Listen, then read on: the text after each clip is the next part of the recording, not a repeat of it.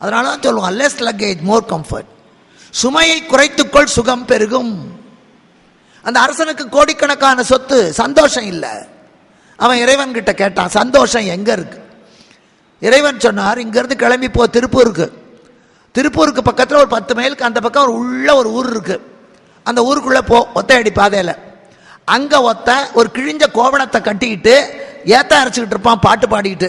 அவங்கிட்ட போய் கேட்டா சந்தோஷம்னா என்னன்னு சொல்லுவான்.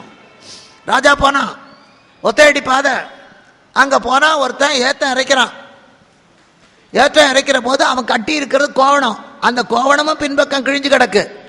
ஒரு அழுக்கு கோவணம் ஆனந்தமா பாட்டு பாடிக்கிட்டு சிரிச்சுக்கிட்டே ஏற்றம் இறைக்கிறான். இந்த மகாராஜா போய் கேட்டார், ஏப்பா இவ்வளவு சந்தோஷமா இருக்கியே? ஆமா, நான் ரொம்ப சந்தோஷமா தான் இருக்கேன், எனக்கு சுமையே இல்லை. நான் இவ்வளவு பெரிய ராஜ்யத்துக்கு அதிகாரி, இவ்வளவு சொத்து சுகத்தோட இருக்கிறேன், இத்தனை ஆழ்படையோட இருக்கிறேன், எனக்கு நிம்மதியே இல்லை. நீ இப்படி கிழிஞ்ச கோவணத்தை கட்டிக்கொண்டு சந்தோஷமா இருக்கே, இதுக்கு எப்படிரா அர்த்தம்னா? வாங்க காட்டுறேன்னா வீட்டுக்கு கூட்டிட்டு போனான். குடிசை வீடு, 10 இடத்துல பொத்தல். அந்த குடிசை வாசல்ல வயசான ஒரு கிழவியும் கிழவனும் கேழ்வரகு கூழ் குடிச்சுக்கிட்டு இருக்காங்க.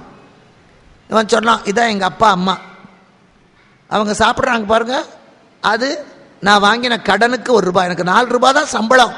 அந்த 4 ரூபாயில 1 ரூபாய் கடனுக்கு. பெத்த கடன் என்ன அவ சுமந்திருக்கா, என்ன வளர்த்துருக்கா, அதெல்லாம் கடன் தான். அதை நான் திருப்பி தரணும் இல்லையா?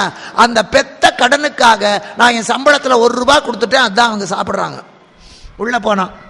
அவ அக்கா புருஷன் துரத்தி விட்டுட்டான். வாழா வெட்டியா வந்து உட்கார்ந்துருக்கா. அவளும் ஒரு கேழ்வரகு கூழ் குடிச்சிட்டு இருக்கா. அப்ப இந்த விவசாயி சொன்னா, ஐயா இது தர்மம். ஏன்னா எங்க அக்காவை நான் காப்பாற்றணும்னு அவசியம் இல்லை, எங்க அப்பா அம்மா காப்பாற்றணும், இல்லைன்னா கட்டுனவன் காப்பாற்றணும். ஆனா அவனும் விட்டுட்டான், இவங்களாலையும் முடியல, நான் காப்பாற்றுறது தர்மம். அந்த 4 ரூபாயில 1 ரூபாய் தர்மத்துக்கு. இன்னும் கொஞ்சம் உள்ள போனான். பொண்டாட்டி குடிச்சிட்டு இருந்தான். ஐயா இது கடமை. பஞ்ச காலத்துல என் பெண்டாட்டி பிள்ளைய நான் தான் காப்பாற்றணும், பக்கத்து வீட்டுக்காரன் வந்து காப்பாற்ற மாட்டான். அதனால அவளை நான் காப்பாற்ற வேண்டியது கடமை, கடமைக்கு 1 ரூபாய். இன்னும் கொஞ்சம் உள்ள போனான். பையன் கூழ் குடிச்சிட்டு இருந்தான். இது என் சேமிப்பு. இன்னைக்கு இவனுக்கு நான் போட்டேன்னா நாளைக்கு இவன் வளர்ந்து போய் எனக்கு கொடுப்பான். இன்னைக்கு பேங்க்ல போட்டு வச்சா தான் நான் ரிட்டையர்ட் ஆனா வாங்கிக்க முடியும். இது சேமிப்பு.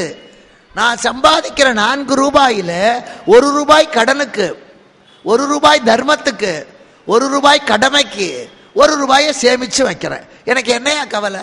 கடனும் தீர்ந்து போகுது, தர்மத்தோட புண்ணியமும் எனக்கு கிடைக்கிறது, சேமிப்பும் பலன் கொடுக்கும், கவலையே இல்லை சார். ஒன்னா தர்மம் காப்பாத்தோம், இல்லை என் கடமை காப்பாத்தோம், இல்லை என் சேமிப்பு காப்பாத்தும் ஐயா, எனக்கு கவலையே இல்லை. அதுதான் வாழ்க்கை.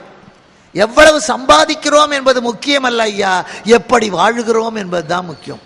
இது ஊருக்காக நான் சொல்லல, அனுபவிச்சு சொல்றேன். உங்க அப்பா அம்மா உங்களுக்கு சொத்து வச்சாங்களோ இல்லையோ காப்பாத்துங்க. உங்க உடன்பிறப்புகள் நல்லவங்களோ கெட்டவங்களோ உங்களால முடிஞ்சதை செய்யுங்க, கெட்டு போகவே மாட்டோம்.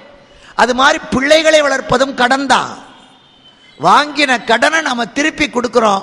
நிறைய கடன் வாங்கினா நிறைய பிக்கல் பிடுங்கல், கடன் கொஞ்சமா வாங்கினா கொஞ்சம். கடனே இல்லாதவன் சீக்கிரம் வந்து சீக்கிரம் போயிடுவான், அவ்வளவுதான். பிறந்து 10 மாசத்துல செத்தா அது ஒரு ஞானியோட ஆத்மா, அவருக்கு இந்த உலகத்தில் அவ்வளவுதான். நாம 150 வயசு இருந்தா புண்ணியாத்மா இல்ல, மகாபாவின்னு அர்த்தம்.